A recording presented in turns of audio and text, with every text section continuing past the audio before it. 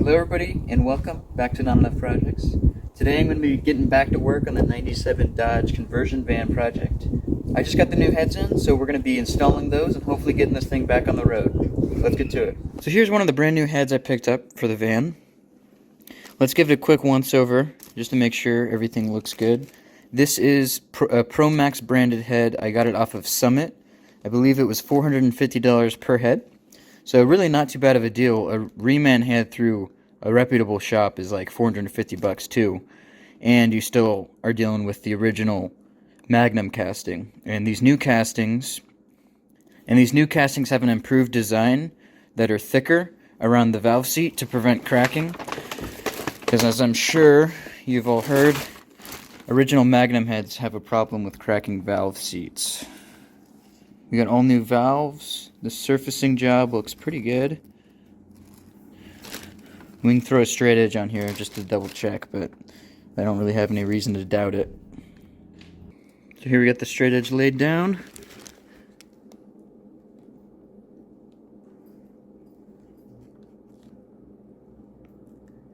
You can see a little bit of light. I think there might be some trash under the straight edge. Let me make sure it's all clean. Got a 4/1000 feeler gauge here.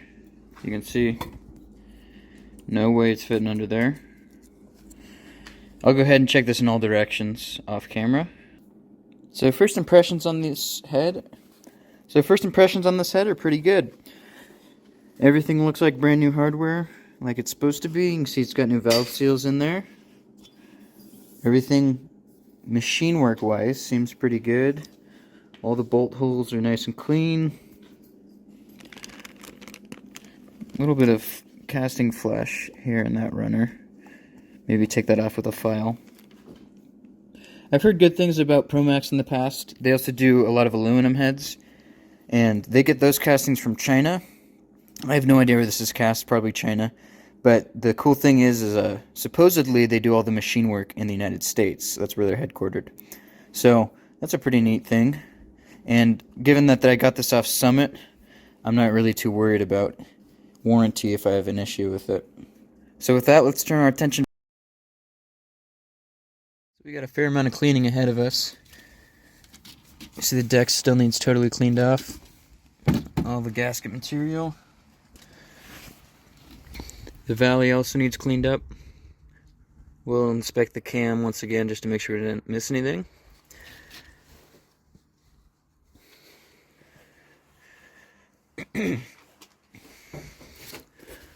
Other side, same story.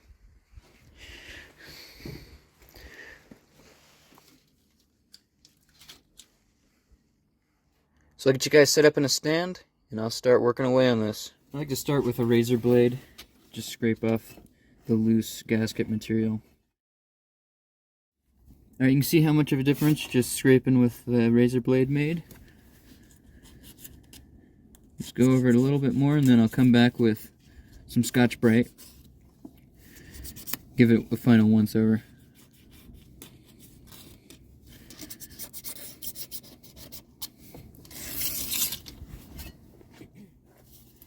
Alright, Brake Clean and Scotch-Brite are kind of my go-to for getting deck surfaces clean. One tip I've found since I go through Scotch-Brite so fast is the cheapest place I found to get it is actually Home Depot, because they sell like industrial sized Scotch-Brite pads, which are like double or triple the size for the same price as a pack of just the normal smaller sized ones. So should have done that earlier. Keep gasket material from getting in there. That's the oil drain back, I believe. Definitely don't want stuff getting in there. Now the Scotch-Brite, you do have to be aware of the fact that it sheds abrasive material, aluminum oxide. That's really not good for bearings or really any internal engine parts. So you want to be careful with how you use it. You don't want to be shedding into any kind of oil return or into the valley, anything like that. But as long as you clean up carefully after you use it, you should be fine. I've never had issues. And it cleans so well.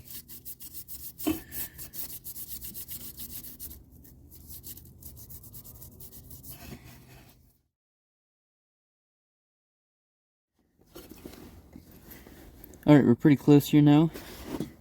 All this staining is no big deal. Engines can't see, they can only feel. So, as long as you got any gasket material off, it's not a huge deal. Definitely no grease. You want all the grease gone. And we're going to give this a final clean before we do anything else. Additionally, there's a lot of gasket material that fell into the bolt holes. So we're going to make sure to clean those out thoroughly, get everything out of the threads. That's going to cause an inaccurate torque measurement when we torque the head bolts down.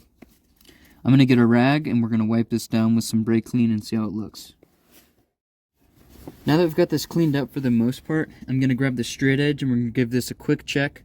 It's really rare that you find an iron V8 block warped. I've never seen it happen. I've only seen warped deck surfaces on, say, like a Subaru, EJ25, that kind of thing. But we're going to check anyways, just to get rid of any questions. It's a little trickier on the block than on the head because it's angled like this. I'm going to make sure the paper towels aren't sticking out at all.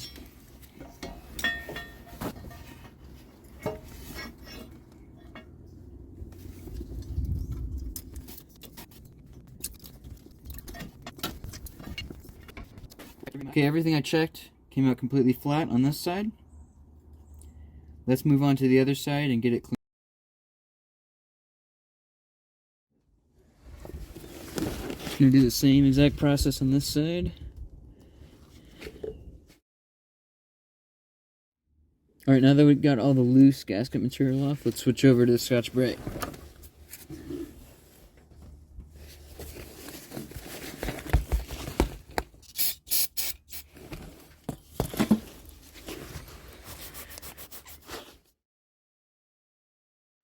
This deck surface is pretty clean now. Let's go ahead, wipe it off with a rag. Then we're going to check the flatness on this side. Okay, so I'm just supporting the straight edge. I'm making sure not to push it in towards the deck surface. This is a 3 thou feeler gauge.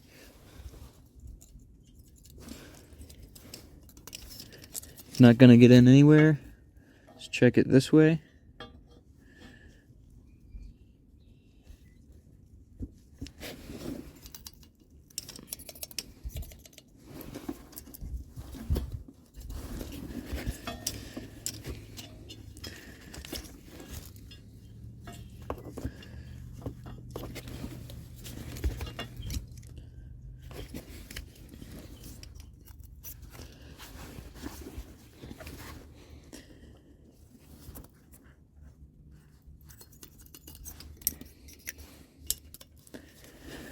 Think we're good to go. So now that we've got both sides cleaned up with the good first pass, we're going to clean out the valley. So I'm going to go grab the shop vac just so we can suck out all the big stuff that fell in there. Alright, I've got the shop vac hooked up. Let's switch it on and start cleaning this up.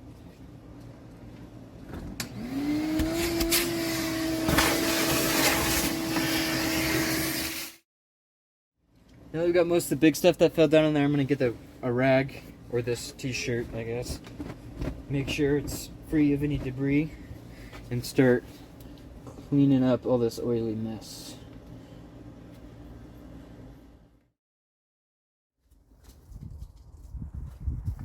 Definitely going to be doing a short oil change interval on this one. Now that most of the oily mess is cleaned up, I'm going to give it another pass with a vacuum.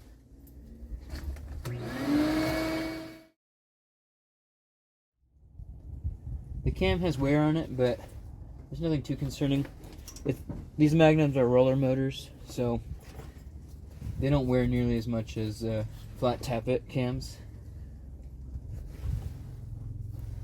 There's just, you know, wear marks on it, but it's not like it ate a lobe or anything from what I can tell.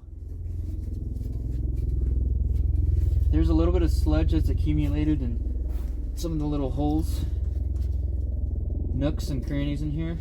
And my understanding is that one failure point on these magnums is the belly pan on the intake. There's a gasket there, I guess, and if it fails, it actually leaks exhaust gases or something into the valley, which causes this buildup. So we'll probably be replacing that. Hopefully our head gasket kit came with that gasket. If not, then I'm sure I can get it at a parts store or something.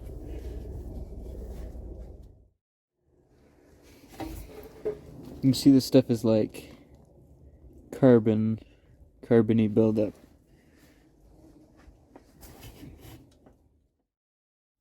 Let me get the vacuum over on this side. There's some loose stuff we need to suck up.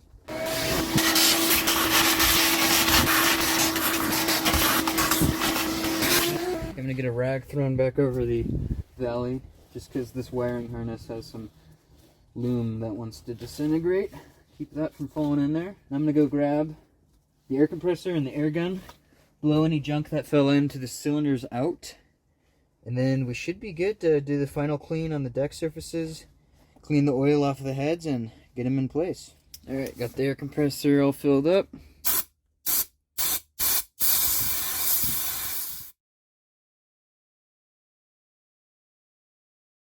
Okay, all the bolt holes on this side are blown out. I'm going to give the cylinders a wipe down with a fresh rag. Definitely don't want to forget to take out these if you put them in. One thing I'm going to do is take one of our new head bolts and run it through every single hole. Make sure there's absolutely no hang-ups, and then I can fully thread it in without any tools. It's also not a bad idea to run a thread chaser through here. You wouldn't really want to use a tap because you don't want to weaken the threads any. You can actually make a thread chaser by taking one of your old bolts and cutting a groove in it. It'll kind of dig out any contaminants in the threads. If any of these end up being bad, then we might make one of those.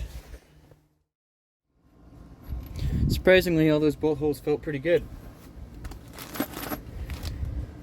So now we can give the cylinders one final blowout, just in case any trash fell in there while I was doing that last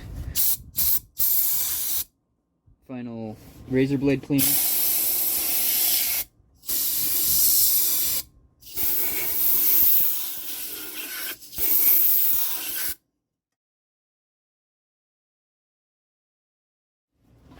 I may be a little bit, I don't know, over anal retentive about cleaning my head gasket sealing surfaces, but I like to go until the rag pulls up nothing. I know some guys will just slap everything on there after just lightly scraping off all the gasket material, but this is how I do it. I've never had an issue, so figure take the extra time. No big deal. Well, we're pretty much there. Anything on the rag is very light, so I'm pretty happy with that. I'm actually not going to blow this off because I don't want to get any oil from the cylinder up onto the deck. So I'm just going to wipe with the dry rag to get the lint off. Which these rags are actually mostly lint free. It's just once I get them wet, they shed a tiny bit. But it's good to avoid anything that sheds lint, because if lint gets in the oil system, then it can actually like knit itself up on the oil pickup, and you can lose oil pressure, which is no bueno. Alright, I'm pretty happy with that. Let's turn our attention to the... So these heads can go on either side. This is just the first one I pulled out of the box, so it's the one that's going to go on the first side.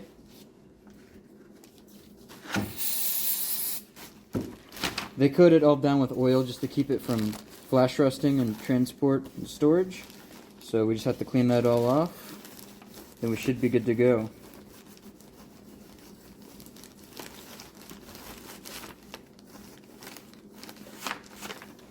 You can see it's pulling stuff up.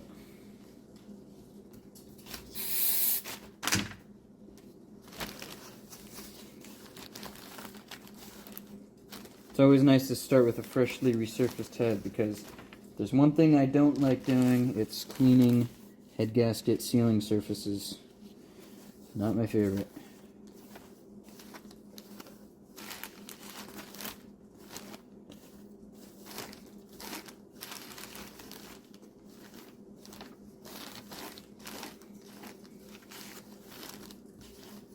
Alright, that should be free of oil now.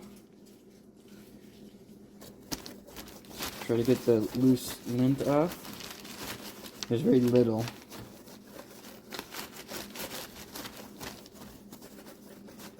Alright, now let's open our head gasket set and pull out a head gasket.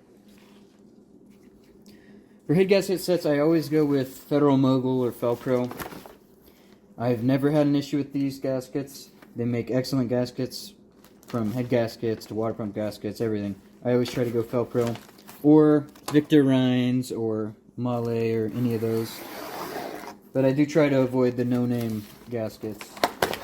It's worth the extra couple bucks, in my opinion. So you can see it came with new valve seals, which we don't need. Our new heads have those installed already. This looks like the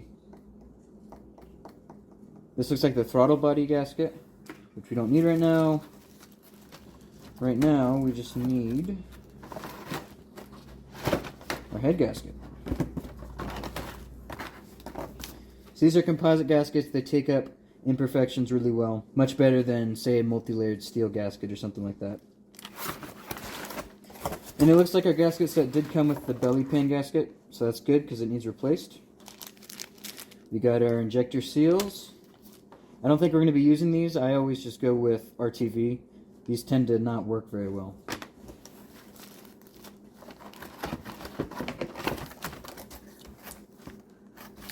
Let's go get this on the van.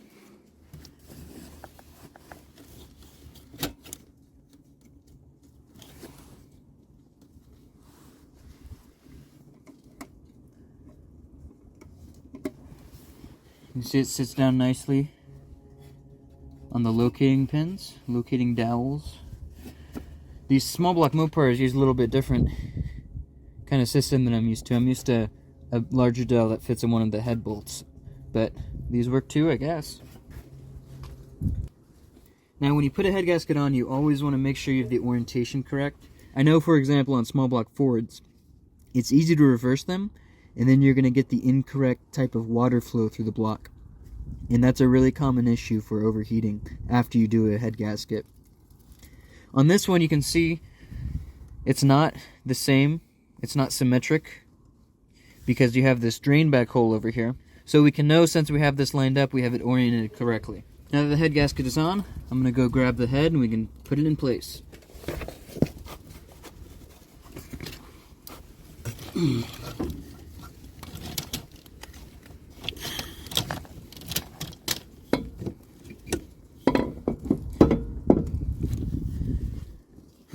Iron heads can be a little bit tough to manhandle since they're so heavy. But you just want to make sure you get them down on the dowel pins and you should be good. So now we're going to thread in the head bolts. I got to go grab some engine oil so we can lube up the threads. Alright, so the shorter head bolts obviously go onto the lower side. When you install head bolts, you want to make sure you follow the manufacturer's spec. Usually they have you put on a light coat of engine oil before threading it in, just so you can get an accurate torque spec. I'm going to go ahead and shove some towels in the intake ports just to keep stuff from falling in there while we're working. That's always a danger.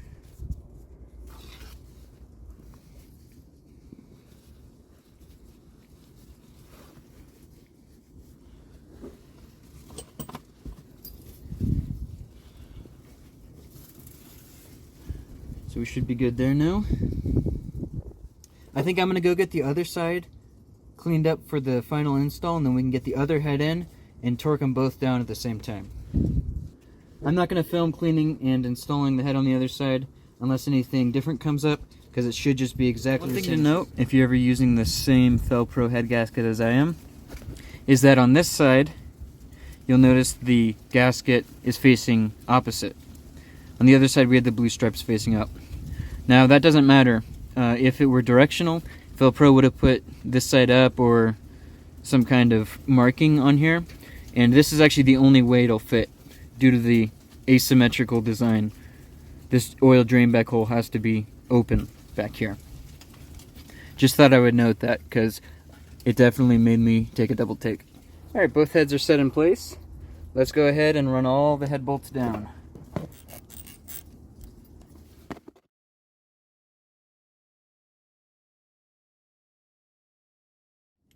Alright, we're ready to go ahead and torque the head down. The torque spec on this is 2 steps, well 3 really. First you want to run them down to just snug, then 50 foot-pounds, then 105 foot-pounds. Now there's a specific pattern you want to follow just so that the cylinder head seats down properly. It's 1, 2, 3, 4, 5, 6, 7, 8, 9, 10. I'll try to put the pattern up on the screen just so it's easier to see, but it's really not too complex of a pattern. So I think I'm going to start off by just going to 30 foot-pounds, just to make sure everything's snugged up.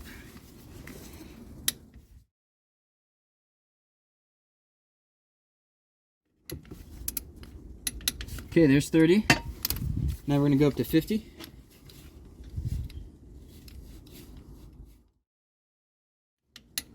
Okay, I'm going to go around and just check them all at 50 foot-pounds one more time. Alright, and then the final step, 105 foot-pounds. Alright, I'm going to go around and check them one more time. Alright, now that I'm confident they're all torqued down to spec, I'm going to go ahead and do the exact same thing on the other side. Alright, now that we've got both sides torqued down fully, I think we're going to go ahead and do the rocker assembly while the intake is off. So let's go grab those and get them in. They're a little bit dirty, so I think before we get them in the car, we'll give them a quick clean. Alright, you can see I wasn't doing a crazy deep clean on those. I just wanted to get all the grit and grime out, along with any sludge. So now let's get those over to the car and we can get them in. So before we get the rockers put in, we have to put the push rods back. Now the magnums oil through the push rods, so you want to make sure the push rod's totally clear. Look through it. Make sure you see light. There we are. I'm just going to give these a good wipe down. Blow through them. And then you want to make sure they seat down into the lifter.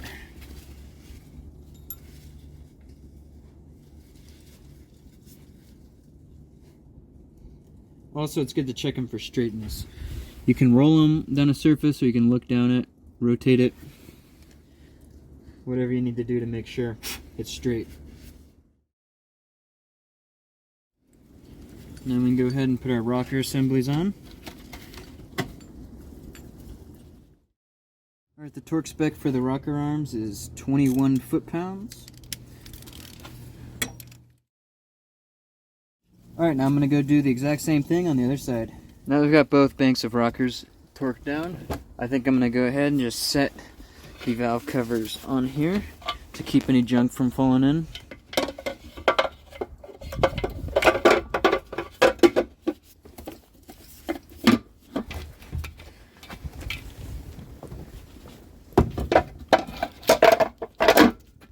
I pressure washed those in an earlier episode, but you can see there's some dirt clinging onto it pretty heavy, so we're just going to leave that for now.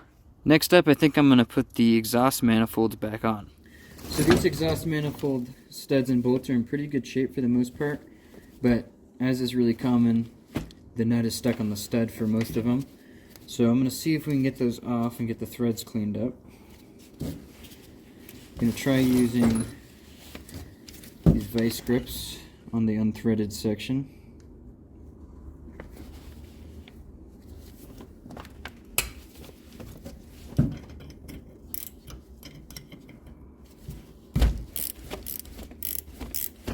There it goes, easy as that.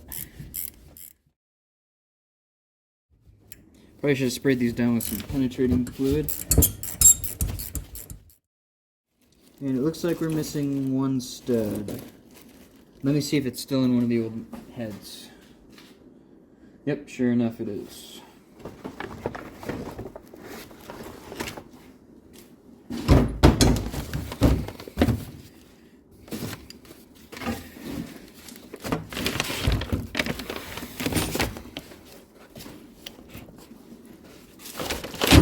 Here's our old head. Here's the stud we want. Let's see if we can just get it with the vice grips.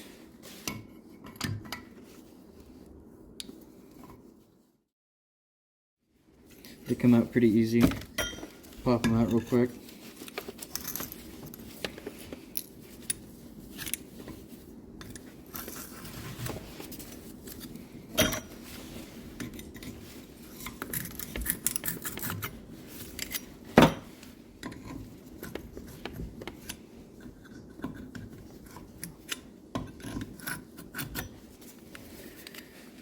Do the same with the other head real quick. Okay, I pulled all the spark plug heat shields out. I think we're going to go clean all of these things up with the wire wheel. Then get them installed on the new heads and get the exhaust manifolds. Alright, I hit everything with the wire wheel. I think before I try to get the exhaust manifold up in here, I'm going to put these heat shields in. Okay, there we go. We got all of the heat shields on this side in. So if I remember correctly, the two center bolt holes got the studs. So I'm going to see if I can thread these in first and then fit the manifold over them. Which actually I'm going to hit all of these bolts with some never seize first. Just so they don't get seized up in the head if I ever have to do work on this again. Seems like it's going to need some help going in. I think we're going to double nut them. Nuts are slipping.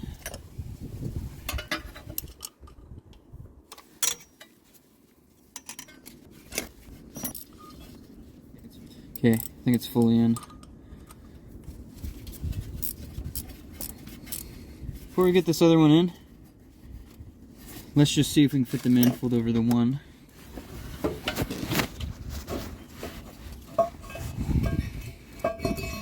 Yeah, no worries. Alright, let's go ahead and put this one in then.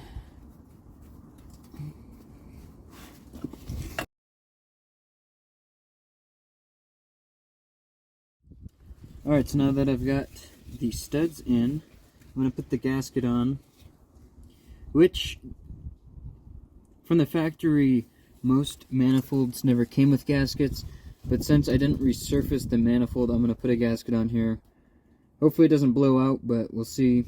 A lot of guys don't use gaskets when they're reinstalling manifolds, and I wouldn't either if I resurfaced it, but since I'm just reusing it as is, I'm going to put a gasket in here. Alright, you can see this gasket says manifold side right here. So we'll slide this on.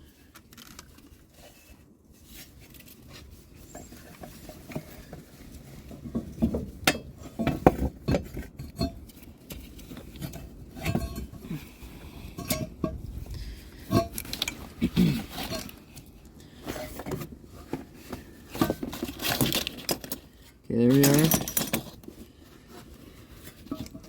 I'm going to put the stud nuts on.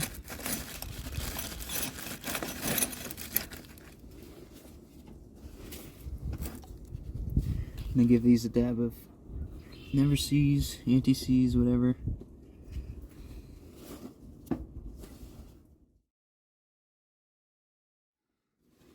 Which I'm now realizing one thing I overlooked is that these bolts needed to go in before I pulled the manifold up, because it doesn't fit unless I pull the heat shield. Awesome. Alright, so I'm going to loosen these nuts back off so I can drop the manifold back down. Alright, so now I'll put these bolts in.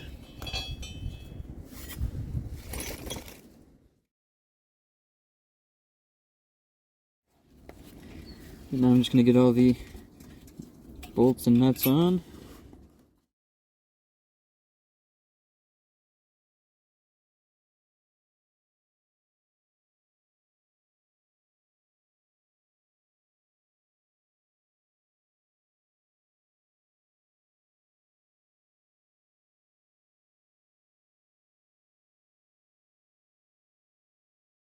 Alright, driver's side exhaust manifold is in. I do still need to reinstall the passenger side collector, but I will be doing that later. I think next we're going to be doing the intake man. Intake's pretty grimy. I'm going to pop off the belly pan.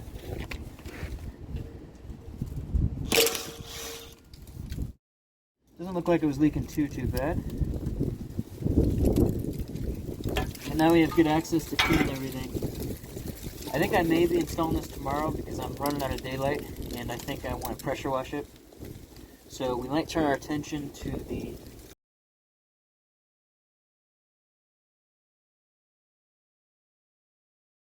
I think we'll start with the easiest up here, which is the power steering pump. By the way, do yourself a favor when you're taking this stuff apart. Put them in labeled bags. It makes life a lot easier when you're reinstalling.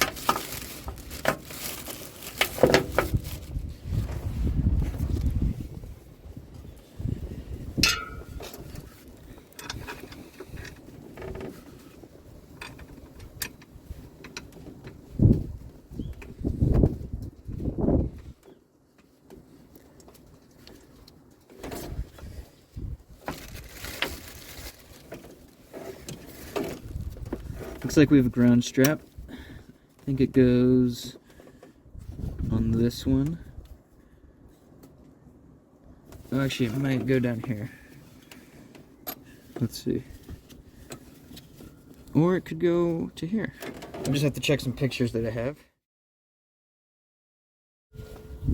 I'm going to check on some pictures and see where that ground strap goes. I think we're just going to wait on the ground wire. I don't know where it goes, but it should become clear as we get more stuff in here.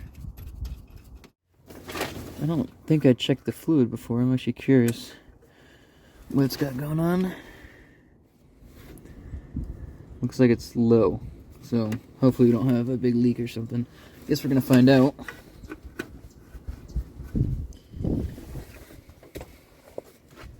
Well, it's starting to get a little bit too dark to film, so I think we will call it a day and we will start again tomorrow. Get the intake on. See you then. Alright, tomorrow is today, so let's get cracking. I think we're going to start by getting this intake manifold pressure washed and re-gasketed. And then we'll get that on the engine and start on the accessories again. The old paper gasket was seriously stuck on there around the bolt holes, but with some razor blade action, a lot of razor blade action, and a little bit of wire wheeling, I was able to get it to clean up. So this is ready to go. Let's turn our attention to the intake manifold. Alright, so I'm going to start off by just scraping all this gasket material off here.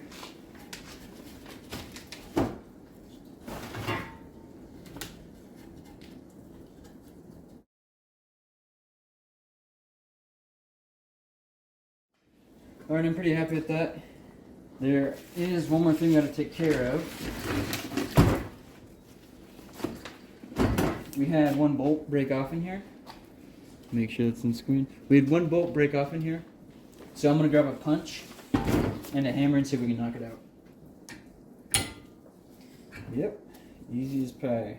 You can see that thing's pretty rusty.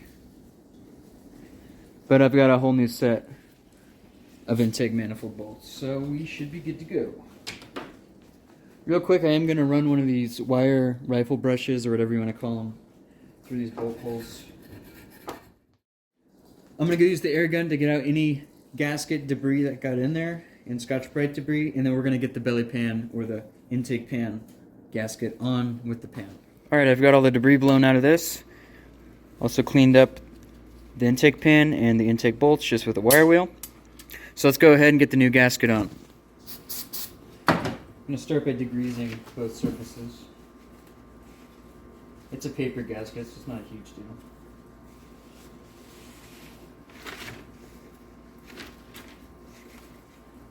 So this is actually the first magnum motor I've done, and from what I've read, this is a really common failure point due to the dissimilar metals between the pan and the aluminum intake. The different rates of expansion cause the gasket to fail, I guess. And obviously that would cause issues because this is the intake, so this is under vacuum. So it'd suck in all the crankcase vapors and oil. Cause all kinds of issues like oil consumption and carbon buildup and whatnot. So while we're in here, we'll get a new gasket in. Luckily, my Felpro head gasket kit came with a new intake pan gasket. Yeah, looks like I lost a bolt somewhere. Let me go find that and I'll be back. Well, I just spent like 5 minutes looking outside, but it turns out my Scotch-Brite pad was just blocked out. So, with that, we can get this in. I'll go grab a ratchet and we can get these all snugged down. And these are small bolts going into aluminum, so You don't want to go too tight or else you'll strip the aluminum threads right out. Alright, intake should be good to go back in the car. We're back in the van. A little bit of junk fell down into here, so I'm going to shop vac it out one more time. Then we're going to clean the oil off these surfaces and get the new gaskets in. Alright, that looks pretty good. So now I'm going to take some brake clean on a paper towel, wipe the heads off. It's really nice that we got new heads because cleaning the intake part of the head is always a chore, just like cleaning the head part of the head. I mean the ceiling part of the head, but you get what I'm saying. You also want to clean the valley walls, free of grease.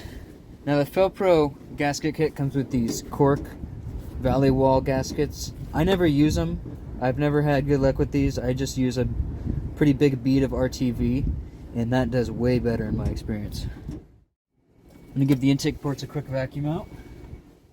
Then one last wipe with brake cleaner. You can also use acetone or any degreaser really. I just use brake cleaner, but kind of expensive to be honest, so probably should find something a little bit cheaper.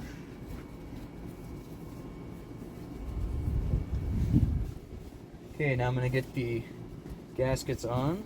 Now these aren't directional. If they were, they would have top or intake or manifold side or something like that printed on them, but they're the same on each side. The blue stripes is just for marketing, I guess. So you just put them on so that they match up with all the holes. They have a little spot where they hook onto the head gasket. These ones don't hook on as positively as some of the other ones I've had. I might grab some gasket tack, or if I have it, or if I don't, I might use some RTV on the other side just to keep the gaskets in place.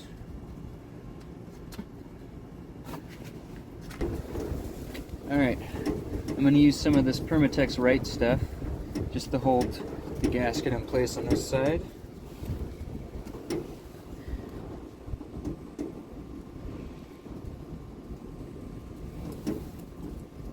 Not putting a whole ton on, just enough to hold it.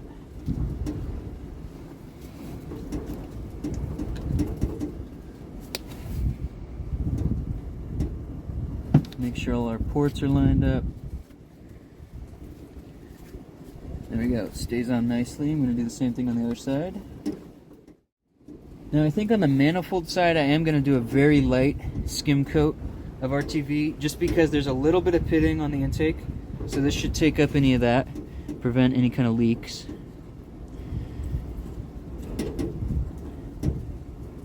But really just going for a light skim coat.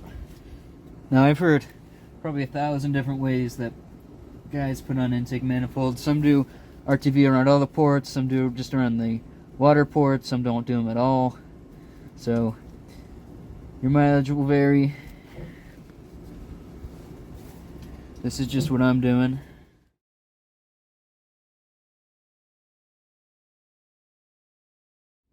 Alright, I'm going to go ahead and do the valley walls. You want to get a good amount on the corner where the gasket meets the split in between the head and intake.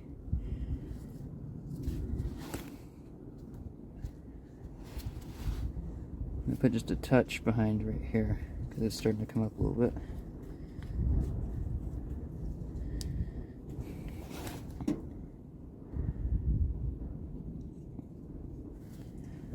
Got a little clog going on. Now this is one place where you do kind of want a big bead. Usually with RTV less is more, but in this case you do want enough that you're not going to get a big leak.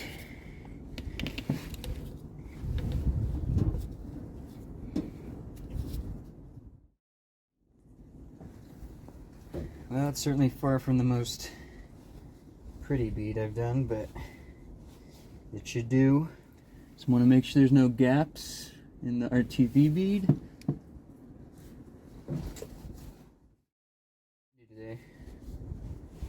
Alright, we should be good to set the intake into place now. And I'm going to give those surfaces on the intake one last degreasing.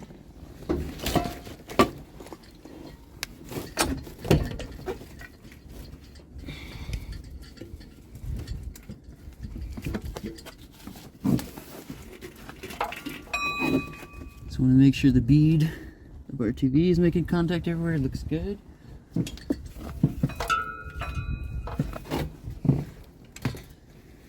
Go check the front. Seem to be looking pretty good there. Alright, we should be ready to get all our bolts in and get it torqued down. Now I highly recommend getting a new set of intake bolts. The ones I pulled out were extremely rusty. And these were pretty cheap, especially off Rock Auto. So definitely something to spring for. Alright, now I'm going to go grab a ratchet and then we can torque these down to spec. So these intake manifold bolts do not get wrenched on very hard. The final torque spec is only 84 inch-pounds. Now there is a sequence you want to follow. It goes 1, 2, 3, 4, 5, 6, 7, 8, 9, 10. Actually, you know what? I messed that up. It's 1, 2, 3, 4, 5, 6, 7, 8, 9, 10, 11, 12. I'll try to put the graphic up on the screen so it's easy for you guys to see. So the steps we're going to torque it to are 24 foot-pounds, 48 foot-pounds, and then 84 foot-pounds. So let's do it. 24 foot-pounds is basically just kind of snug. I'm using an inch-pound torque wrench, but you really could just run them down. You can see they're all turning a little bit more just because the intake manifold seated down a little bit with each subsequent bolt. So now we're just making sure they're all even. One more time, just until they stop turning. And with that, all the bolts are torqued down evenly to 84 inch-pounds. So the intake is good to go. I think next we're going to get our injectors back on. But before we do that, let's put all new O-rings on our injectors since our head gasket kit included them. So here's our fuel rail. You can see it's a little dirty, so we'll probably be cleaning it up before we get it back in. But really what we're after are these O-rings on the tips of the injectors. And there's also an O-ring up here. If our kit includes them, we'll pop all the injectors out and put those new ones in. So I'm going to use an O-ring pick. Just pry up and out. You want to be careful because sometimes the plastic tips on these can be kind of brittle after a lot of age, so it's easy to snap them off, which you don't want. But these O-rings are pretty hard. Here's our bag of new O-rings. You can see we've got 16 O-rings. So it does in fact come with one for the top, the upper O-ring. So since we have them, let's pop those out. You can see there's these little metal locks that you just pull back, and then the injector just pulls out.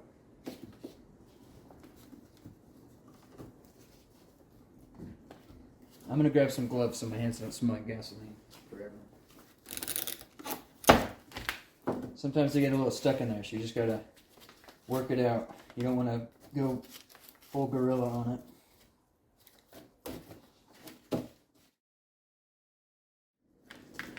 I'm going to go dump the gas out of this. Okay, now let's pop all the O-rings out the tops. And actually, I'm noticing... Oh, it's just backwards. Never mind.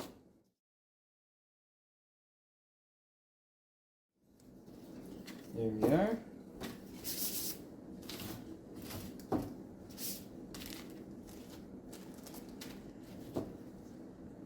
Let's clean out the O-ring groove a little bit, and then we get the new ones in.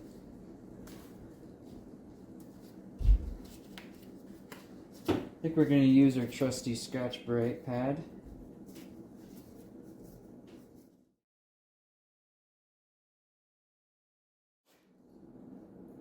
The tips of these injectors actually look pretty good.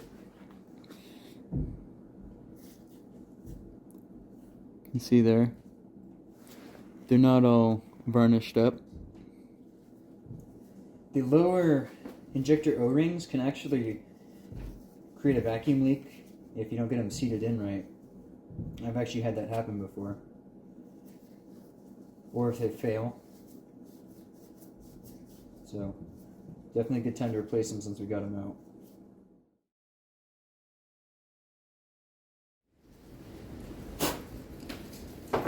Alright, now that we've got those cleaned up, let's get the O-rings on.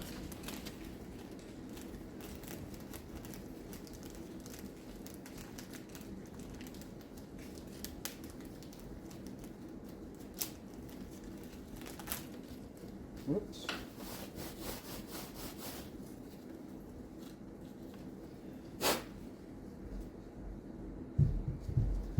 And they should just roll on pretty easy.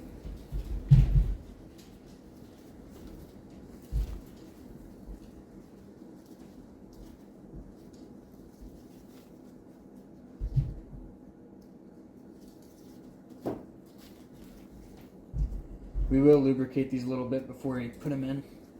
Not only does it make it easier to install them into their bores, but it also helps the O-rings seal up. I think I'm going to use a little bit of ATF. You can also use Vaseline. I don't have any handy though, so let me go grab that. And I just realized it did not want to focus. So you probably didn't see me installing any of those O-rings, but I just rolled them on. And I'm going to lubricate them with just a drop of ATF on each of them.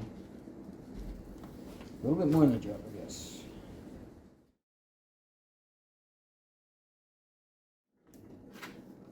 I think I'm going to wipe this rail off real quick. Just get the loose dirt off. Alrighty. Let's get these up and in.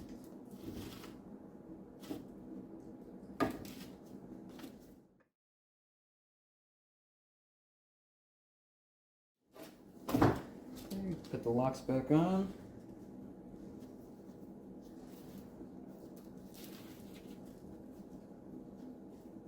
There's a little groove they fit into on the injector. And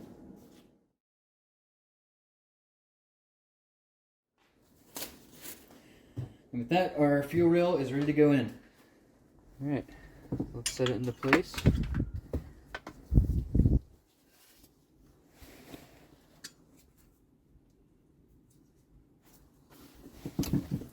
Looks like our fuel line is over here. So that means this side needs to go this way, I guess.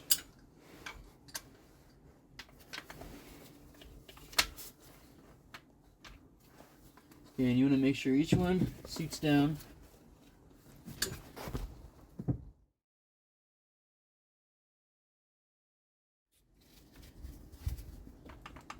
can be a little bit of a pain to get the seat down. But you'll feel them positively engage.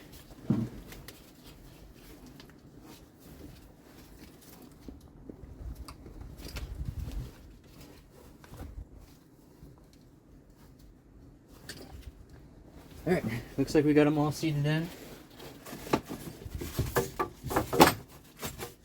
Here we go, we got our fuel rail bag.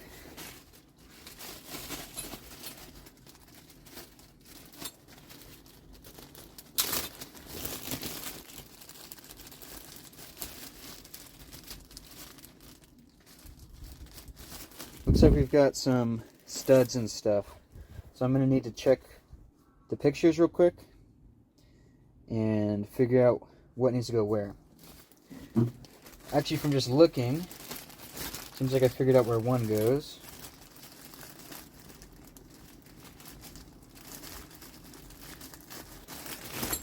One of the bolts is this kind of like panhead screw.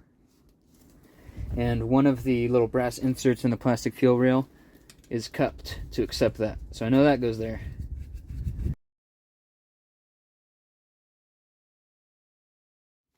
Alright, after consulting the pictures, we determined the stud goes here, the two bolts go on this side, and then, like we figured out before, that screw goes in that far hole. Now I gotta go grab a socket for these, and we'll get them tightened down. Alright, most of these have a 1/2-inch head on them, along with a T40, I believe. These just need to be snugged. They don't need to get torqued down like crazy.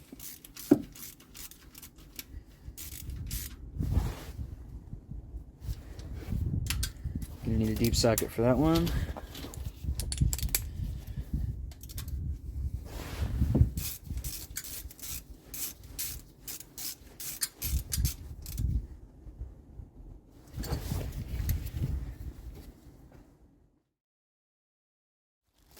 And this bracket is oriented like this.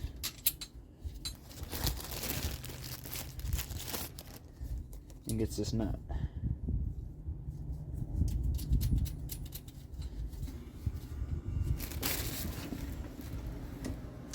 (7/16).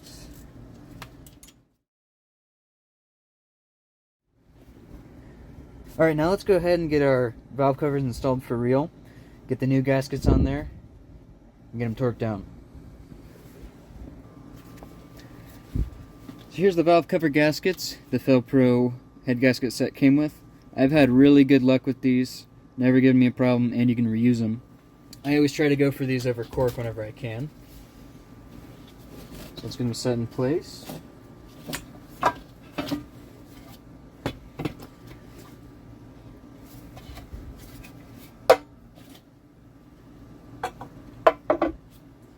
Let me double check that this is the orientation for the PCV valve. Sure enough, this is the orientation. Now we have a bunch of bolts and a bunch of studs, so we're going to need to do some investigation on how it's supposed to go. We have these spark plug wire hold-in clips that go onto the studs, so I'm guessing these first two or first three get studs, but we're gonna figure it out. Alright, so here's what I came up with.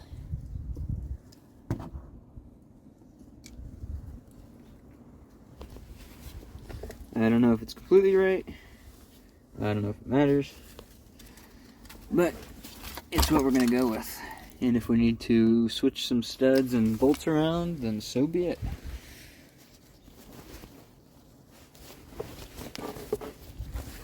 So I'm going to go ahead and torque those down. They don't need to go crazy tight.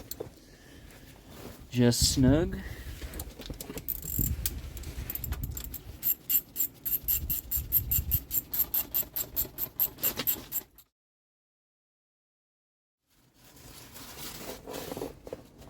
Looks like we're missing one valve cover bolt. I'm sure it'll turn up.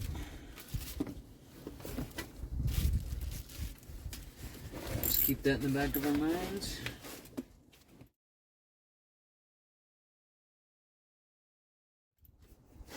Alright, both are torqued down. We're just missing one on that side. We'll make sure to address that before we get it started. Now I think I'm going to try to get the wiring looms all sorted up. So we'll see what we can get going there.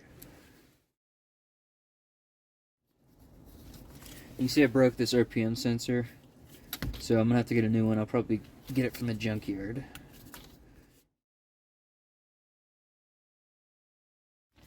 Alright, well I think that's pretty good for now. We got most everything figured out. There's still a couple more plugs, but I'm sure it'll become apparent once we get everything on the front put in. So let's turn our attention to the front accessories again. Get the alternator and AC pump back on. So here we are at the front of the engine. We need to get this bracket in. I'm going to look at some pictures to make sure I know how it goes. And looks like before we get that bracket in, we need to put the bypass hose in. Kind of an unfortunate design, I think, that it goes under the bracket, but hey, it is what it is. The old bypass hose is trashed, so I went ahead and picked up a new one. Looks like it might need a little bit of cutting to get it to fit. So I think we're going to chop just a little bit off the bottom here and see if we can get it in. Alright, the bypass hose is on. I had to cut off a little bit to get it to actually fit in there. But now hopefully we won't have to deal with that. So now let's get the accessory bracket on and bolt it up. Forgot to mention I also got this heater hose on. The bracket is fitted up. Now I just need to figure out which way the bolts go.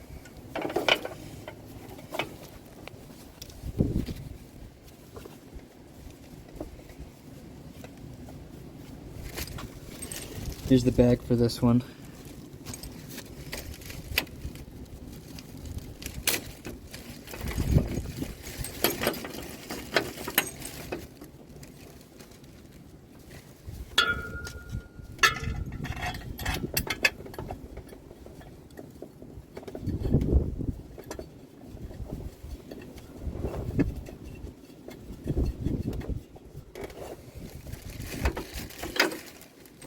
Looks like the rest of them are all the same length.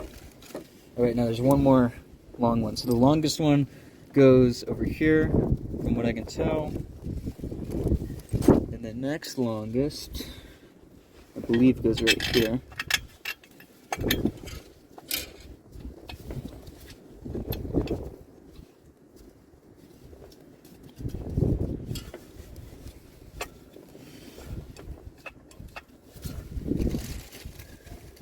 And there's one more down here under the longest bolt.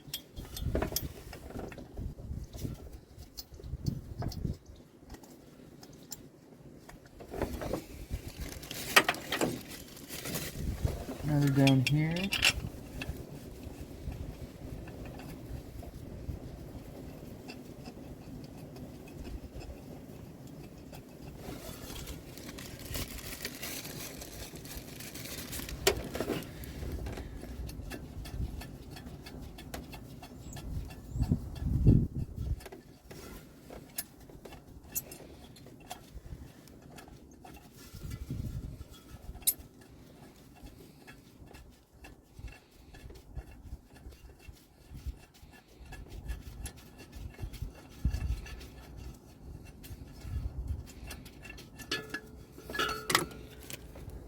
And it looks like there's one hiding under the pole.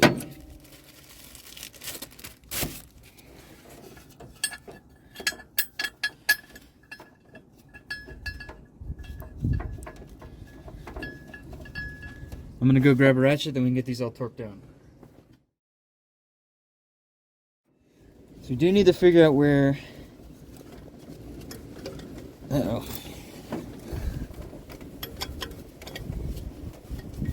There you go. We need to figure out where these ground wires bolt onto. It's kind of looking like maybe this bolt here.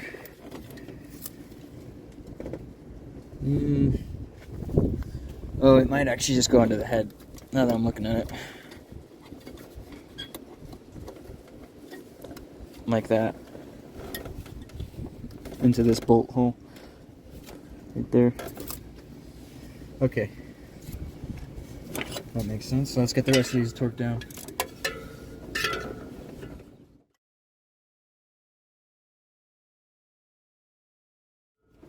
Okay, got all those torqued down.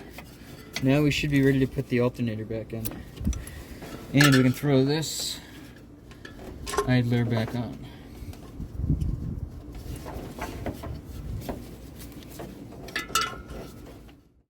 Alright, alternator time.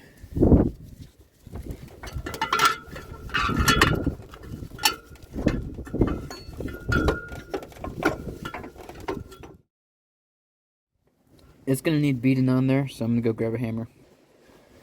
Got the dead blow, here we go. If I can find any space to swing.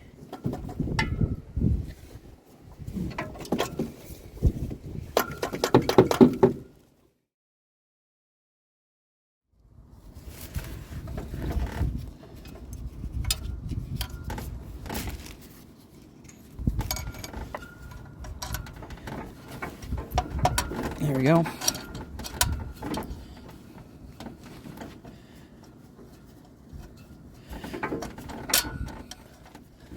And there's a nut that goes on the other end.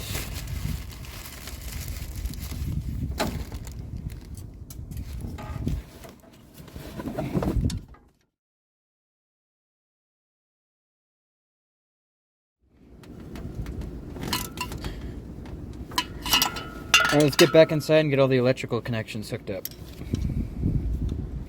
Actually, before we do that, there is a support that goes across from the alternator to the intake.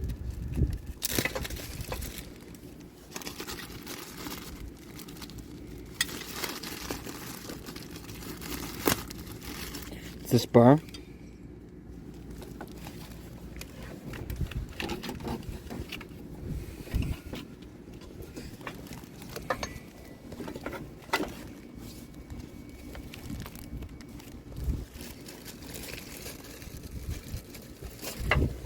just goes from up here.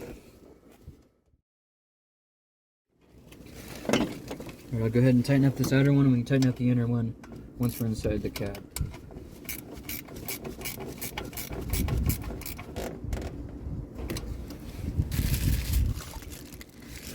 Alright, let's go do the electrical connections.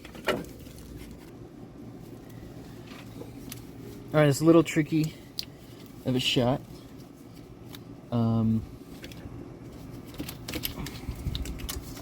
Let's see if I can get this all routed together.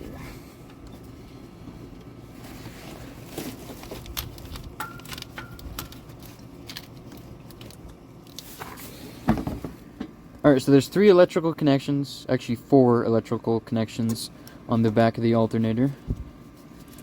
There's this big bus that goes here, it goes on real easy, and then there's the positive terminal right here, which I left the nut on. So let's go ahead, thread all the hardware in, and get it torqued down. Takes these little tiny 7mm nuts. Definitely don't want to lose them.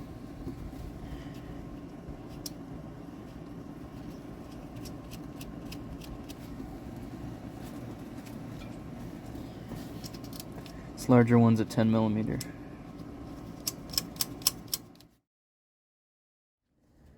Before we do that, you need to tighten down the support bar bolt. Whoop. Whoa.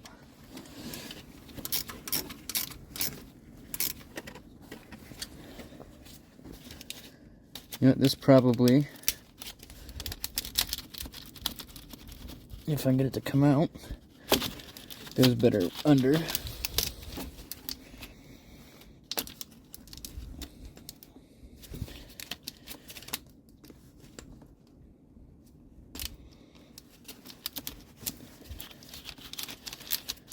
Yeah, there we go. Now let's go get the rest of the accessories on. So both the AC compressor and the tensioner were taken off before I got the car, but it should be pretty self-explanatory, I think. Obviously the AC compressor goes here, and then I'm pretty sure the tensioner goes down under the alternator.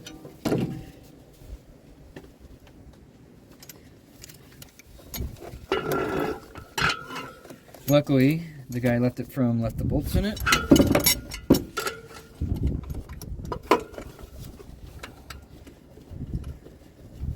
Now the compressor actually feels fine. The inner part spins and makes pressure, but obviously it's been disassembled for quite a while.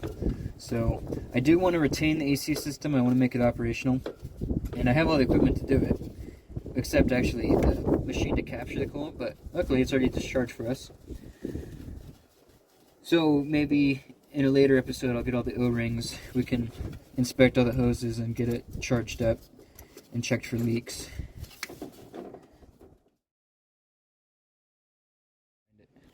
Alright, now let's go ahead and get all these tightened down. You know, saying the water outlet location, I'm regretting not putting on the upper rad hose before installing the alternator. So we're gonna have to see how hard it is to get that in. You see the water outlet's right here. So it's gonna be a bit of a pain to get to the clamp.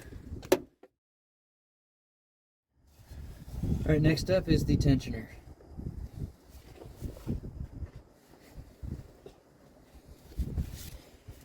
Here's the tensioner pulley.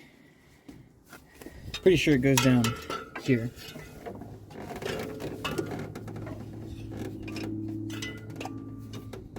Yeah, like this, okay. I'll have to get you guys over here so you can see. Now again, I didn't take this apart, so this is the only bolt that I found, but I'm sure they're just floating around back there. Behind the van, or in the back of the van, that is. Okay, I'm gonna get this one bolt in, show you guys how I have it. And we'll try to find the other two bolts. Okay, so there's the tensioner installed. Once we have the 3 bolts, it should pull it up into position. So I'm going to go look in the back of the van and see if I can find them. Okay, I'm pretty sure these are the bolts. Let me get you guys moved over. This one passes right behind the dipstick tube, so it's going to be tricky to get in. Might try using a socket and an extension to hold it.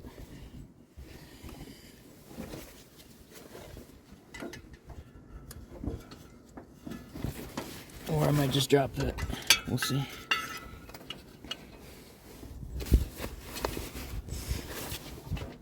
I gotta scoot you guys over.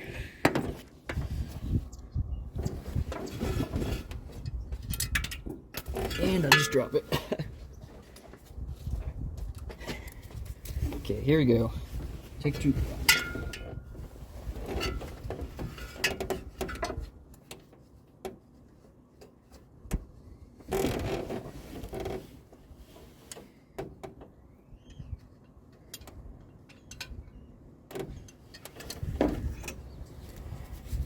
I'm going to try grabbing a longer extension. Let's see how easy the dipstick comes out. Oh, well, I got it turned. That might make it a little easier on us.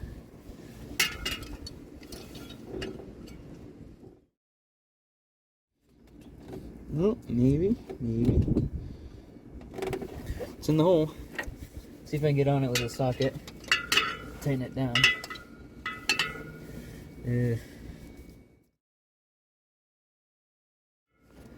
I'm gonna try getting a really long extension. Alright, hopefully we can do it with this.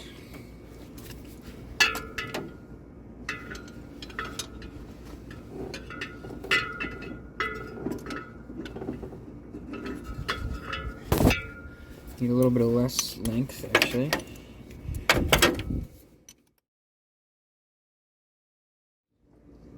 Well, I might be able to get a wrench on there. Let's see.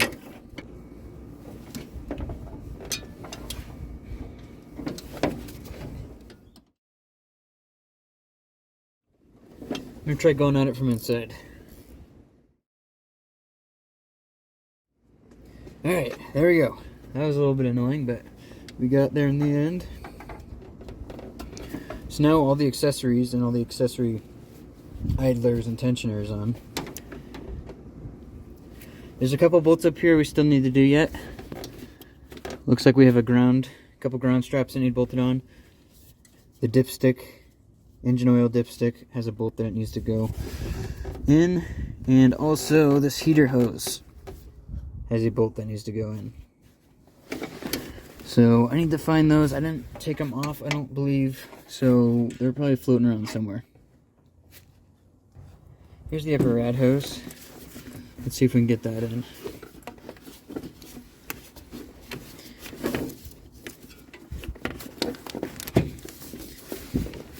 Well, it's in position at least. I need to get inside to seat it down. I think that's going to be it up here for now. Let's go back inside. I did pick up some new plugs for this. The old ones were not great. I like the Autolite coppers. They're cheap, which is probably the main reason why I get them, because I'm kind of cheap.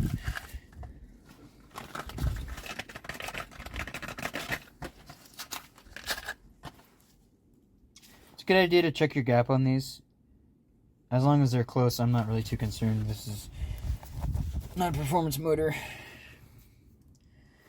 I do like to give them just a little bit of anti-seize right behind the ground strap. That way, if I go a little overzealous, it's not going to cause a grounding out issue.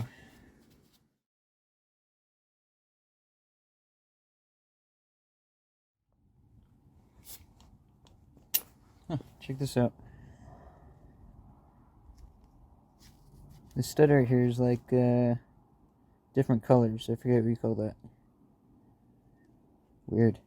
Never seen that before. The other ones aren't like it either.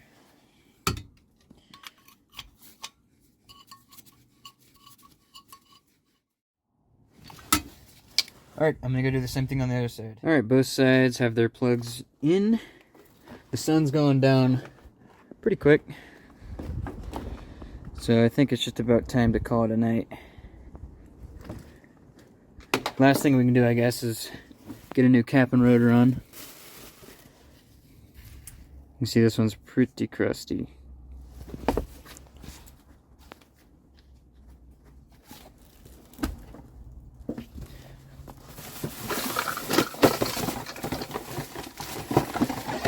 Picked up a new set.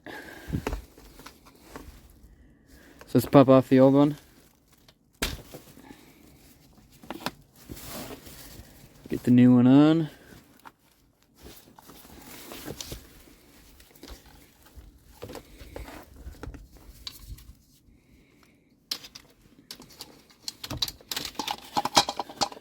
There we go. I'm going to leave it loose because we're going to have to pop it off when we set the firing order.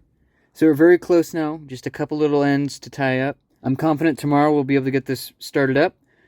We just need to get a few other little things in. Drop the oil, change the filter. Alright, it's a new day. And off screen, I went ahead and tightened up the upper rad hose clamps. I figured while we were tying up all the little small stuff we need to do before we can get this running, I would start filling up the cooling system to see how much we can get it to air bleed. Personally, I always mix my own coolant from concentrate with distilled water since it's so much cheaper than just getting 50-50. I know a lot of guys will mix this with just tap water, but distilled water is like 88 cents, so I just do that for peace of mind. Let's go ahead and start filling it up. Let's see how much I can spill. Now, I used to start by filling up new rebuilds with just water to save money, but I stopped doing that once I froze a small block Ford I had just rebuilt and cracked it. So now I just spend the $10 on coolant and fill it up with coolant from the get-go. It's a hard lesson to learn, but I guess you gotta learn somehow.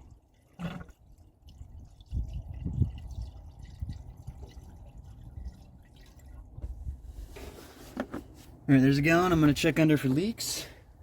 The only leak I see is what I spilled.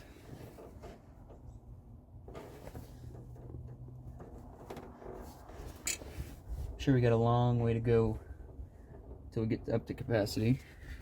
So I'm going to mix up another gallon and we'll get that dumped in. Alright, I divided it up into 2 containers just for ease of pouring. Okay, it's starting to fill up. Check for leaks real quick. I only see what I spilled leaking, so keep going. Okay, there's 2 gallons. Let's mix up another one. Alright, we're getting close. The coolant level's above the fins now. Try squeezing the lower rad hose, get air bubbles out. Alright, I'm gonna call it good for now. We'll let the air bleed out while we're working on other stuff and we can top it off before we start. While we're up here, I'll go ahead and get the belt on. This belt really should be replaced, but my local auto parts store wanted an arm and leg for a new one, so I'm gonna wait to order a new one off of Rock Auto, where it's like $3 or something versus 40. Routing's pretty self-explanatory.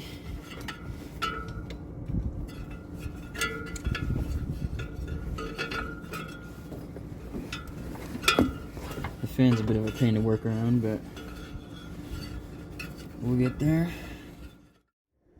The belt is way too loose. Let me double check the routing. I might also have the tension. Found it. It's supposed to go from the AC compressor down to the power steering pump. I said it was self-explanatory, but I guess I was wrong. Now it's tight, so I'm gonna have to go grab a wrench to pull the tensioner back and then get the belt on.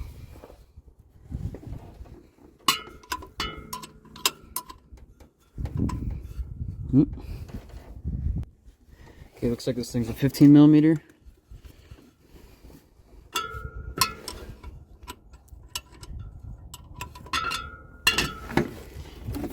I'm gonna have to move you guys. Oh man. I don't think you guys saw any of that, but it was a battle. I ended up putting it on the tensioner and just slipping it on this idler. But now everything is seated. So we have the belt on. Let's go ahead and finish up all the loose ends we have going on. So off camera, I pulled this PCV valve. It was seriously stuck in there, and I ended up having to kind of get a little brutal on it. And unfortunately, it broke up and dropped a piece down in the hole. So I'm going to pull the valve cover off, just so we can get that little plastic piece out. I would just pop the grommet out, but it's petrified. So if I were to do that, it would no longer be in one piece, and I'd have to find a new one. Okay, let me show you guys what I'm looking at. So the cover is baffled. You can hear it rolling around in there. And I don't know if you can see.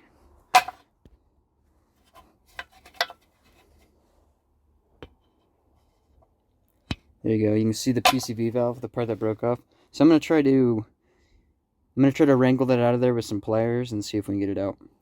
Alright, I got it out. Here's the pieces that were rattling around in there. Probably would have been fine leaving them in, but I don't want an annoying rattle.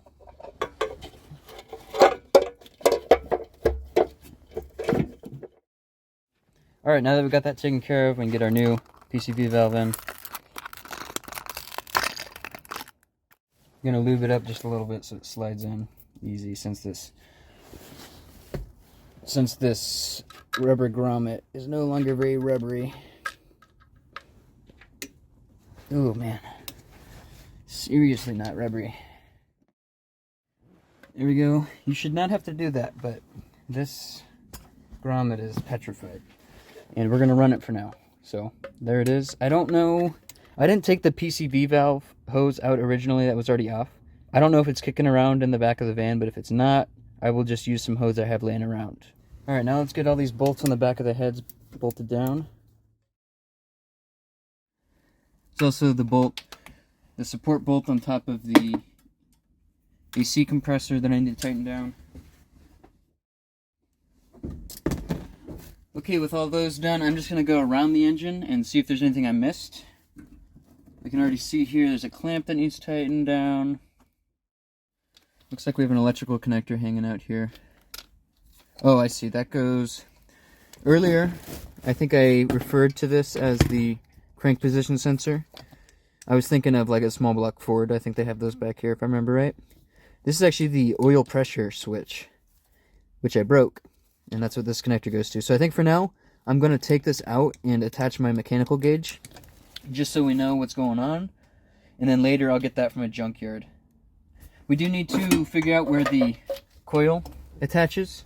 I didn't take this off, so I don't know where it goes onto. It's got these two bolts that go somewhere. This is not where I would have expected it to go. But I guess it actually bolts up to the belt tensioner bolts up front. Seems like an odd place to me since it's so close to the exhaust manifold and coils tend to not like heat. But I guess that's where it goes. So let's pop those tensioner bolts out and then we'll get the bracket on there. Okay, the coil is bolted down. I guess now we can go ahead and get all of our plug wires in. I think next I'm going to get a battery in.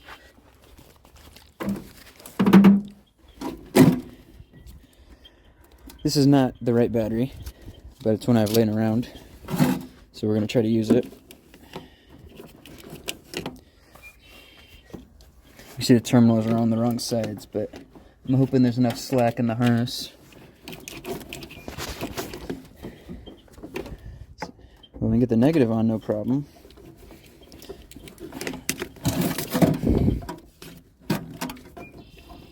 Looks like the positive's not going to reach. I'm going to try...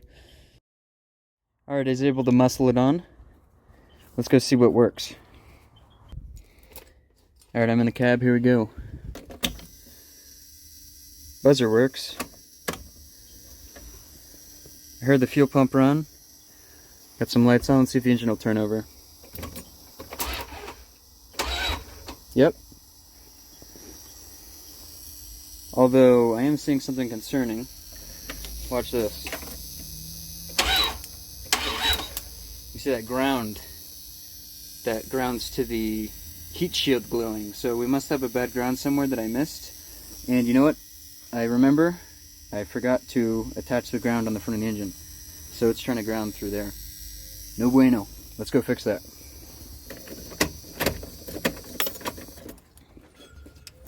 Here's the ground cables I'm talking about. I got a new bolt. Not a new bolt, but the bolt that belongs here. So 2 bolts I know I'm missing are 1, this bolt that holds the heater hose here to keep it from flopping around, and 2, the engine oil dipstick holding bolt. Those were taken out before I got the car, so I don't know if I'm going to find them in the van or not. If I do, I will come back and put them in, and if not, I will get new ones from the junkyard. So let's go back into the cab and try turning it over and see what happens now.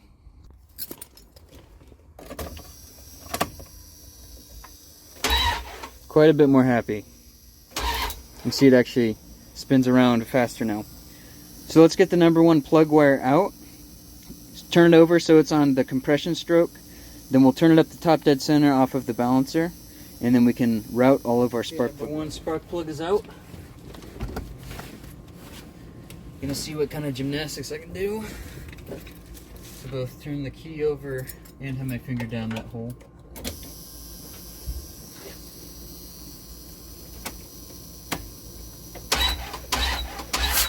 Okay, it's on the compression stroke. And you know what, now that I think about it, we'll just check the balancer and see if it's close. And since I didn't touch the distributor, the timing should still be right. So we'll just see which post the rotor is pointing to. Call that number 1, which theoretically it should be this one. But we'll see. Or actually, I might have the cap on backwards. It might be this one. Let's see. No. That's right. So this should be number 1. Let's look at the balancer and see how close we are to top dead center.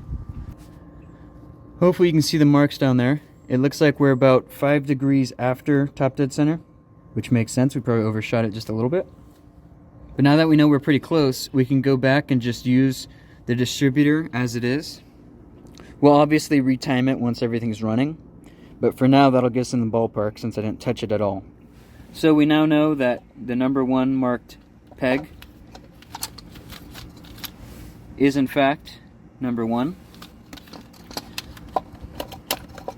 So we can get this cap secured back down, and then we're going to route all the plug wires.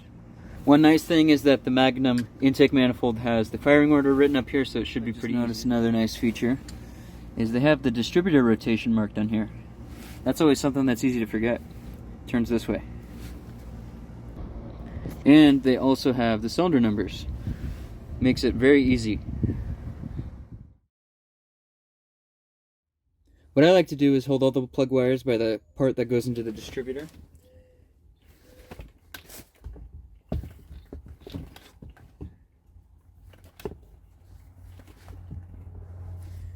Then I'll hold them all pretty even. And I will hang them up and figure out the lengths.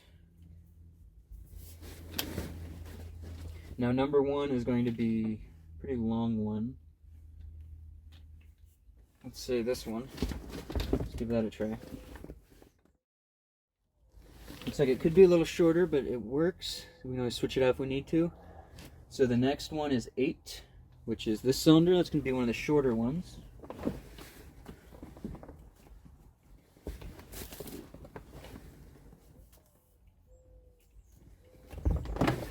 Here's our shortest wire. Okay, I think that will work. It's a little tight, so we'll try to switch it out if we can. So it's 184.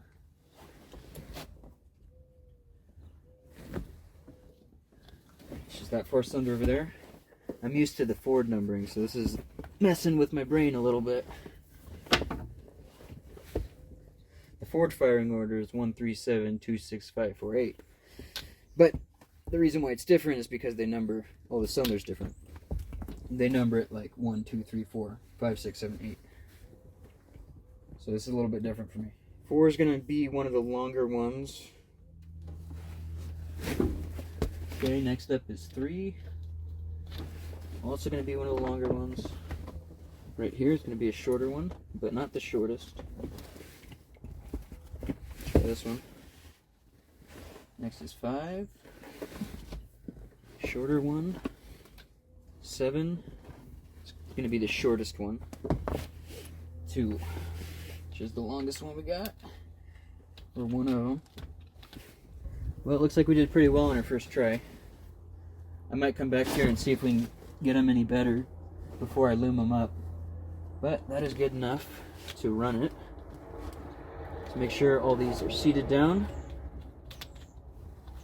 Then we'll get our coil wire run from the coil to the distributor cap. And with that, it's almost ready to fire up. We just need to see if we can find the PCV tube or make one. We need to drop the oil, change the filter, and then also hook up our mechanical gauge. But then I think we should be good to go.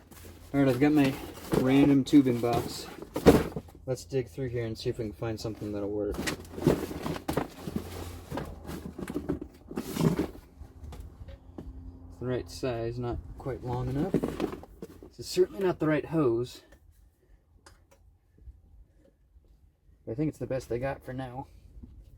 So we'll either try to find a good one from the junkyard or get the correct type of hose from an auto parts store and cut it to length. But for now, that's going to work. Now that we got that sorted, let's hook up the throttle cable and then we'll go down and drop the oil. So here's the throttle cable. It gets routed through here, I guess. Let's go back in the cab. And here we go. Looks like it sits in like that.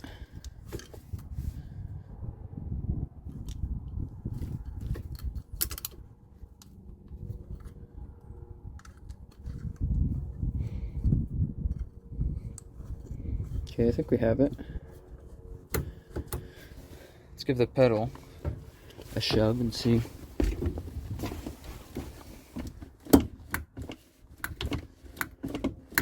Looks like we got full range of movement, so we should be good to go. This cable is for the transmission. It's the kickdown cable, or throttle position cable, I guess, since it's computer controlled most likely. So now let's get under and drop the oil. Alright, I got the oil pan set up. See if we can get this plug out. Make sure I'm turning it the right way. I'm not expecting a fair amount of coolant in here. Or just disgusting sludge. That's not a good sign.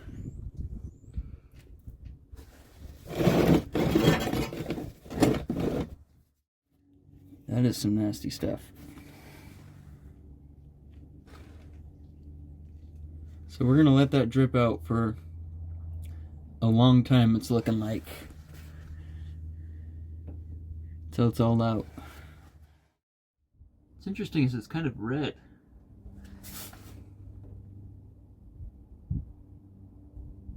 Like ATF. But it's nowhere near as viscous as ATF, so. Well, it's not really chunky, it's just really thick. It's not like it smells like gear oil or anything, so. I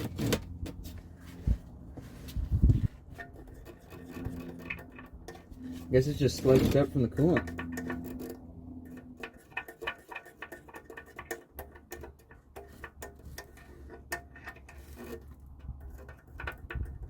Kind of tempted to throw some diesel or something down it. Well, according to the dipstick, it's pretty much empty, so I guess we'll just let the sludge continue to drip on out. I guess while we're waiting for that, we can go ahead and take off the oil filter.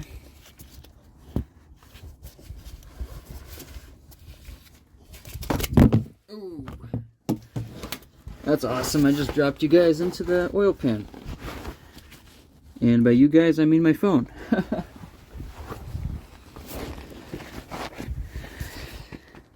Seeing the world through an oil-covered lens. That's awesome.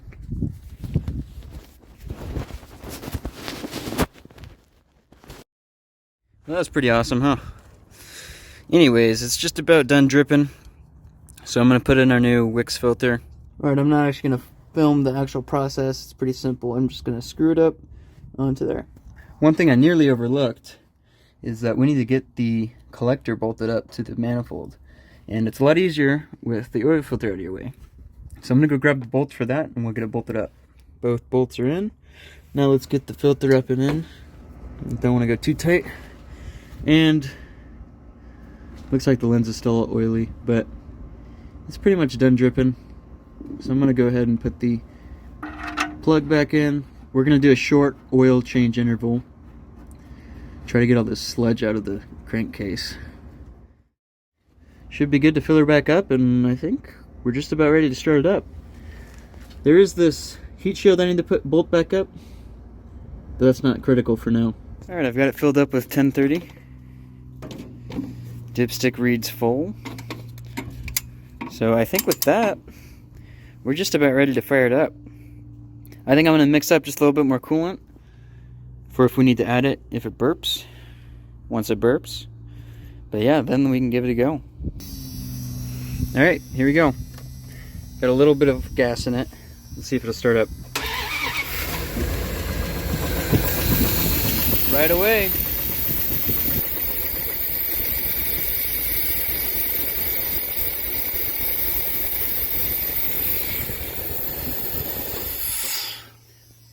I forgot that I need to put in our mechanical oil gauge, so I'm gonna go do that and we'll start it back up. Alright, oil pressure gauge is in. Let's give her another go.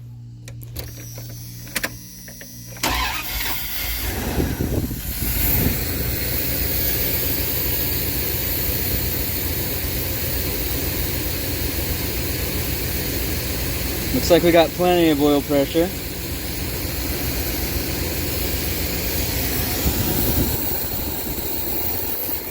We do have a check engine light, so I'll have to hook a scanner up and check that. Let's give it a couple revs.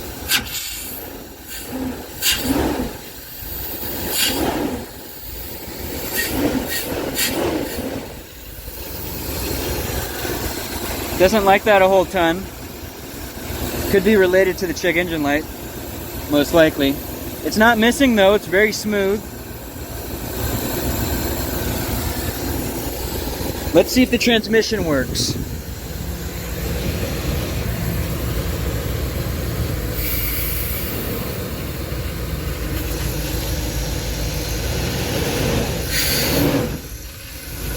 Took a second to engage.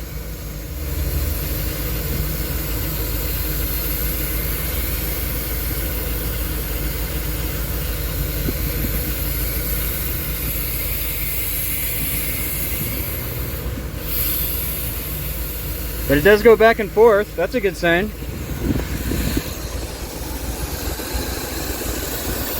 Ooh, with the doghouse out, it really blows some crap.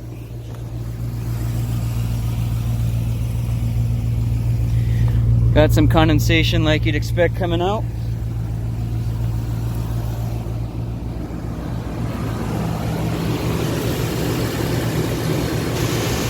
Nothing concerning up here.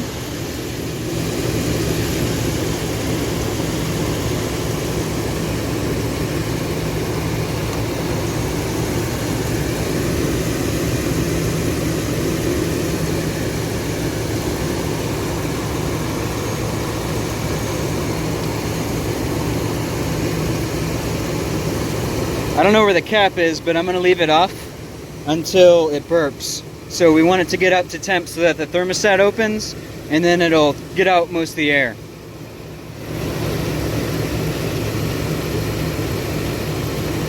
I'm just putting my hand over so the coolant goes into the overflow tank.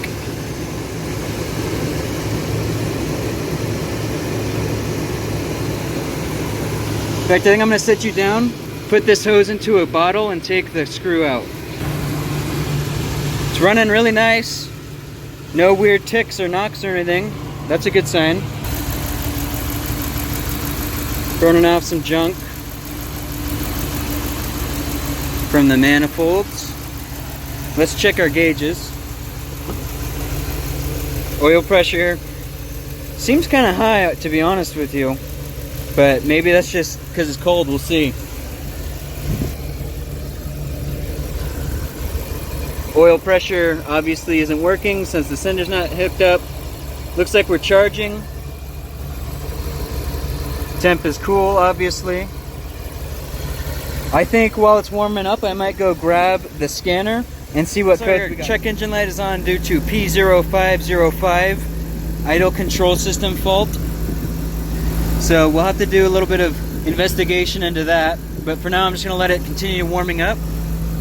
I've got the heat on because there is a heater valve. Not sure why the parking brake light is on, because the parking brake is disengaged. We'll have to look into that. The smoke out of the tailpipe has quieted down a lot. No leaks that I can see. This stuff is from the overflow out of the cap.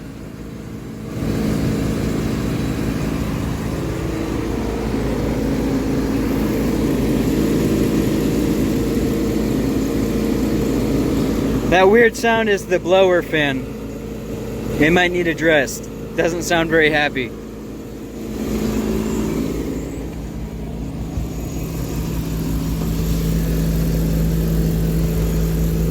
I don't even feel anything coming out of the vents, but I don't know if it's on the right setting.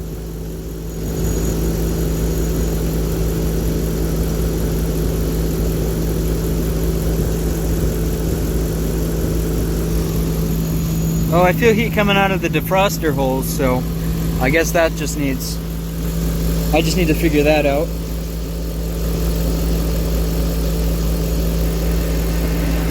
Sounds like the radio works. Oil pressure's come down a little bit since it's gotten warm.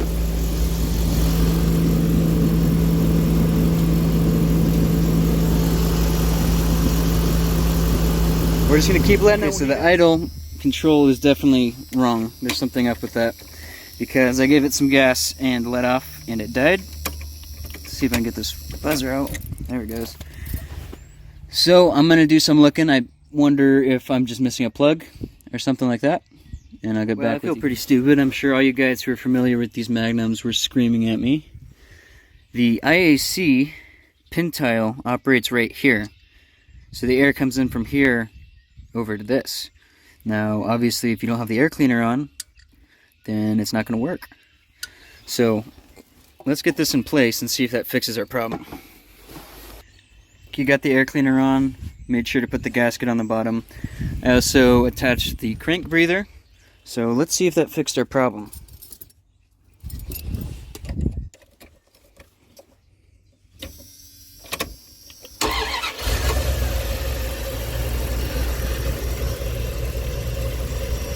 No check engine. And it seems to be idling lower now, which is what we want.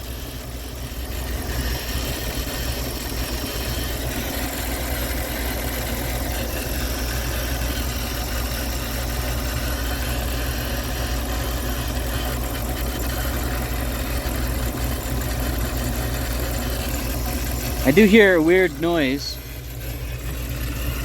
Let me turn you guys around.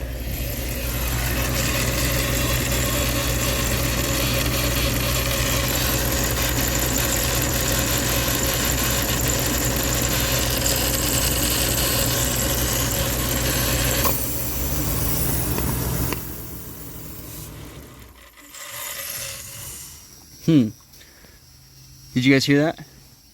Let's try starting it back up again.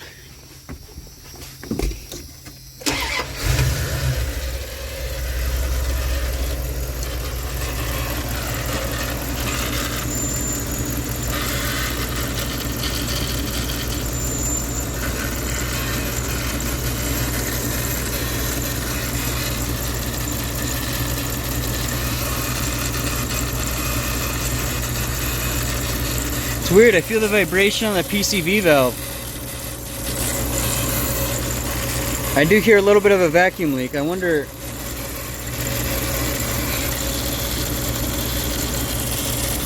if that's the thing rattling in here that I feel.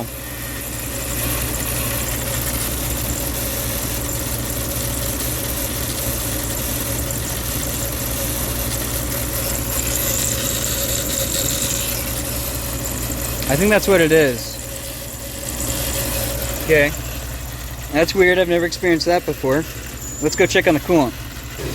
Coolant level has dropped a little bit. There's no heat in the upper hose yet.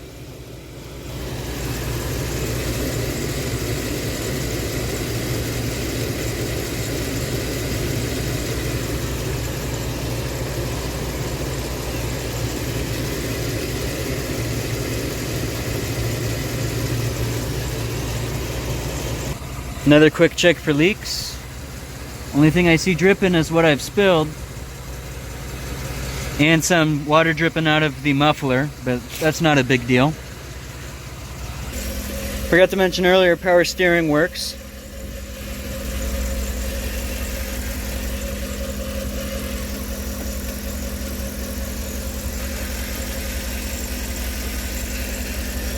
Check engine light's still off, so that code was just me being an idiot, not being familiar with these engines.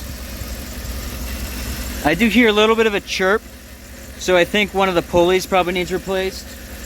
That's not a huge deal at all, very easy job.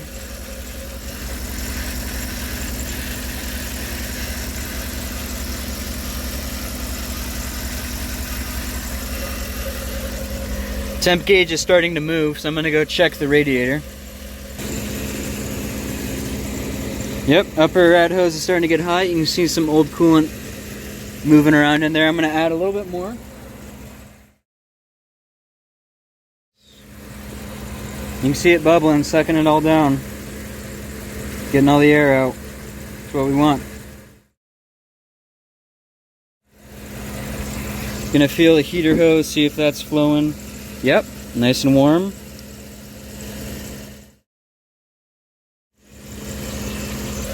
Defroster is nice and hot, so I'm confident we have good circulation of the coolant.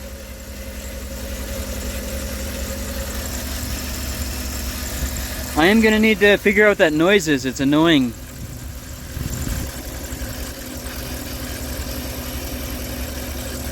It really feels like the PCV valve is like vibrating or something, because nowhere else on the valve cover is doing it.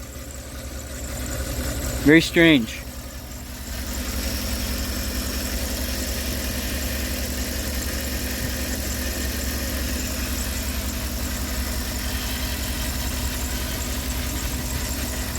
Let's give it a little bit of throttle input.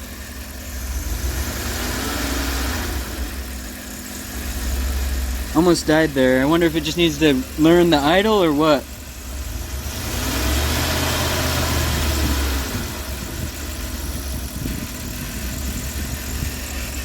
A little bit better that time. Let's go check the coolant again. You can see the coolant flowing. Bubbles coming out. I'm going to add a little bit more. It is surprising to me how far away the fan is from the radiator. I would have expected a shroud. Maybe it's just missing, but we'll see how it does with temps.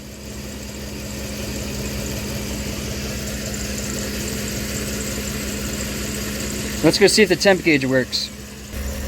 Temp gauge is still reading cool. It maybe has gone up a little bit. No smoke out of the exhaust still. It's very quiet. Really, really quiet.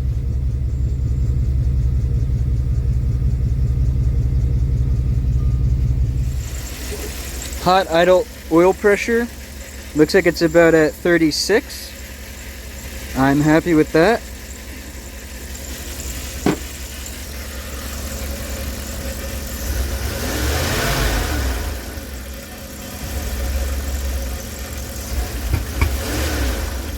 And you see that? It was stumbling.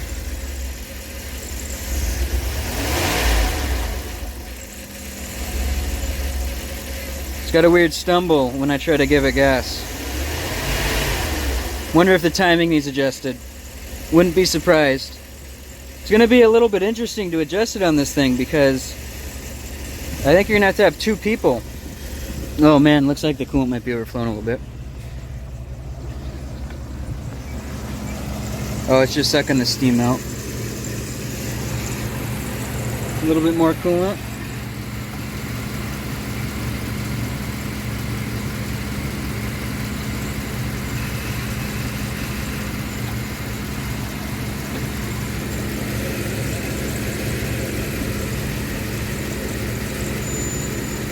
see there's not nearly as many bubbles coming out now. It's starting to bleed all the air out.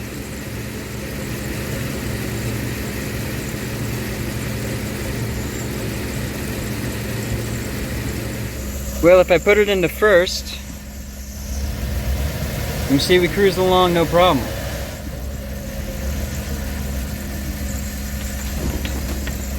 Just testing out the brakes there. If I try to put it into second, no go. Let's drive back up and check the trans fluid level.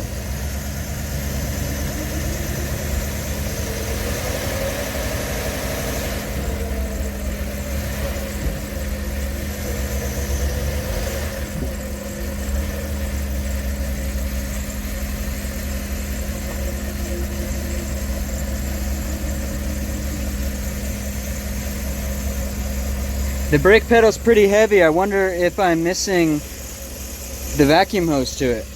It does not seem like it's vacuum assisted, but it actually is. So let's go back under the hood and see our trans. Seems like it's maybe a little bit low. It might just be below the minimum mark. So I guess we can try adding some and see if it changes. Under a quart. Let's see if it does anything now. Reverse, still good. Brakes really take a lot of effort. Now we're in a drive. It tries, but it feels like it's slipping. That is not what I wanted to see.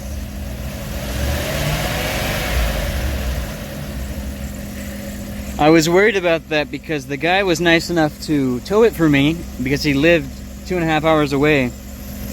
But when he got here, I found out that he towed it on a tow dolly with the rear wheels down and the drive shaft connected.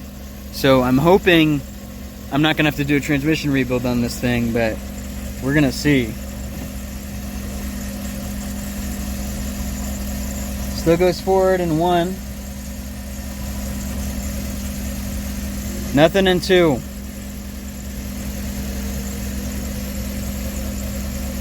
And you can hear a weird whine.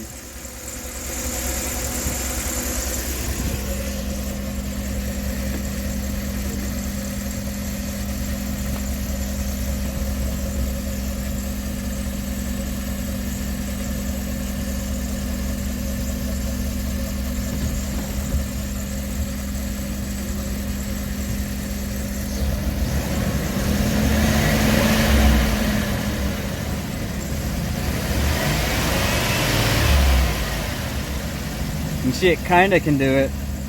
Kinda move it a little bit.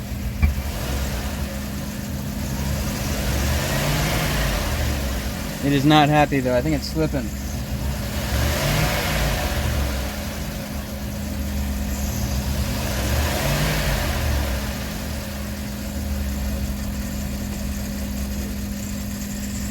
It's weird that one by itself works though. I don't know a lot about these. I think it's a 46 RH or something like that. The only transmission I've rebuilt is the 4R70W, which is an AODE.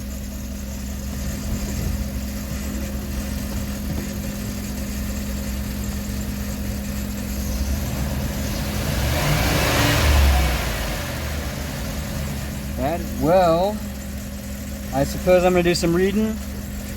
See if these symptoms are in line with a burnt up transmission, and worst case I guess we're pulling the transmission and doing a rebuild on it. So I think I'm going to call it here. We got a lot done. We got both new heads on. We got everything buttoned back up. And now we know the engine is a good runner. No weird noises or anything. So it is unfortunate that the transmission got ruined just from towing it, but it is what it is. And we're going to have some more good content for you guys. Who doesn't love a good transmission rebuild, right? I'll see you guys next time.